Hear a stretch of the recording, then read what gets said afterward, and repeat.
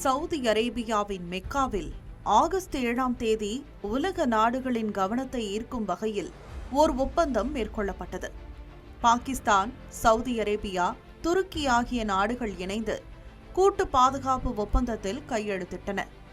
நாட்டோவின் பாதுகாப்பு அம்சங்களை கொண்ட இந்த ஒப்பந்தம் கையெழுத்தான சில மணி நேரங்களில் பாகிஸ்தான் ராணுவத்தின் ஊடக பிரிவு ஒன் ஷீல்ட் என்ற பெயரில் 7 நிமிட விளம்பர பாடலை வெளியிட்டது.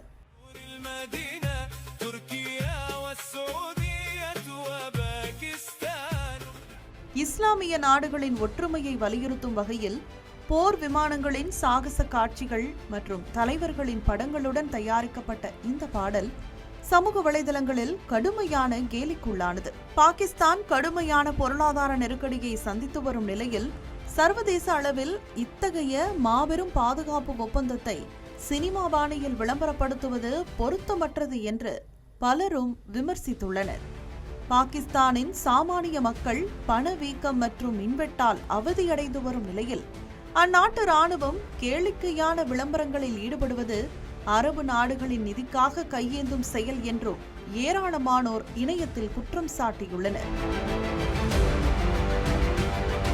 அதே சமயத்தில் சவுதி அரேபியாவும் துருக்கியும் இந்த ஒப்பந்தத்தை வழக்கமான அலுவல் முறையிலேயே வெளியிட்டதால் பாகிஸ்தானின் அதீத விளம்பர பாணி அதன் நட்பு நாடுகளிடமிருந்து தனிமைப்படுத்தியது. பாகிஸ்தான் ராணுவம் வெளியிட்ட விளம்பர பாடலுக்கு ஈரான் எரிச்சலுடனும் ஏளனத்துடனும் எதிர்வினையாற்றியது.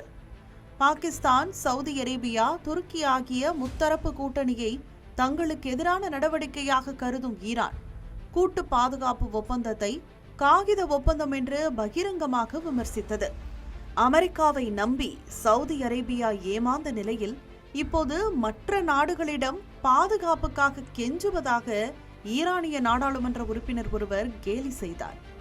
இந்த பாதுகாப்பு ஒப்பந்தத்தை உன்னிப்பாக கவனித்து வருவதாக இந்திய வெளியுறவு அமைச்சக செய்தி தொடர்பாளர் ரந்தீர் ஜெய்ஸ்வால் தெரிவித்துள்ளார். சவுதி அரேபியாவின் நிதி வளம், துருக்கியின் அதிநவீன தளவாட தொழில்நுட்பம், பாகிஸ்தானின் அணுசக்தி பாதுகாப்பு ஆகியவற்றை ஒருங்கிணைக்கும் இந்த கூட்டு பாதுகாப்பு ஒப்பந்தம் உலக நாடுகளின் கவனத்தை ஈர்த்துள்ள நிலையில் அது தொடர்பாக அரசியல் முதிர்ச்சியின்றி சினிமா பாணியில் பாடல் வெளியிட்டதால் பாகிஸ்தான் ராணுவத்தின் செயல்பாடு சர்வதேச அரங்கில் கடும் விமர்சனத்திற்கும் கேலிக்கும் உள்ளாகியிருக்கிறது.